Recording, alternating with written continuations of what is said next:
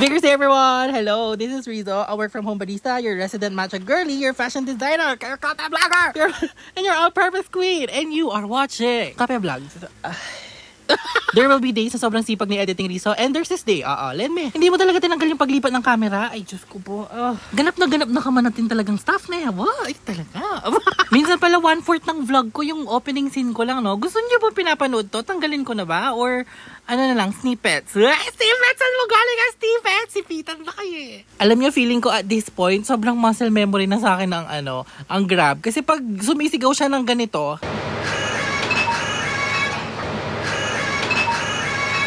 dali-dali talaga, pag sigaw pa lang siya ng ganyan, napapatayo na ako, tapos parang natataranta na ako kung hindi ko na alam anong gagawin ko. Ganun ba talaga? Yung pong mga coffee shop owners dyan na may Grab app, ganun po, natatakot din kayo. Tapos pag naririnig ko siya sa labas, minsan napapatayo ako. Kaloka. May isang time pa nasa Jollibee, biglang Grab! Sabi niya, tapos tumayo ako, tapos sabi ko, teka lang, ano ba yun? Ano ba tawag doon? Muscle memory na ba yun? Diyos ko. Dumating na yung mirror ko para sa fitting room ko. Diyan ko siya pinagawa sa Prisma Mirrors. Check nyo lang siya sa Blue app. Ayan sobrang ganda niya. In fairness, tamang desisyon yun na nag-wood frame ako. Ang kinuha kong size ay 2x6 feet arc walnut wood frame. Leaning. Taray. Kaya niya. Tapos 4.6 ko lang siya binili. Diba? Taray na taray. Ang ganda talaga. Very luxe. Very, May bagong puppy yung kapatid ko. Ayan siya. Mag-hi kayo sa, anong pangalan nito? Wait, hindi ko alam yung pangalan niya. Basta mag-hi na lang kayo. Yay! Tapos ito na, after umalis ng kapatid ko, sunod-sunod na yung mga customers natin. Yung shots ng vlog na to, medyo madilim sila, lalo na yung pagdating sa drinks. I'm really sorry. Ayun, wait lang. Kain muna tayo. Kumuha ng Big Mac ng nanay ko. Ayun nga, hindi ko napalitan yung setting ng camera ko. Naka-night mode pa ata siya. Kaya parang ang dilim-dilim ng mga chika niya. So, ayun. I'm sorry. Ayun nga, as I said.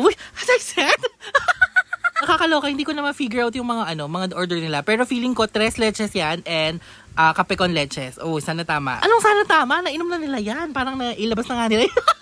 Alam niyo, tamang desisyon na hindi ako nag-Aurora Fest. Kasi yung iba, yung kape talaga yung first stop nila bago sila mag-Aurora Fest. Kaloka, salamat po na every year ganyan yung ginagawa nyo. Maraming salamat. Alam niyo, natutuwa ako pag couple yung pumupunta dito. Kasi sinasabi nila kung saan sila galing, paano sila nag-meet. Ang cute lang. Parang,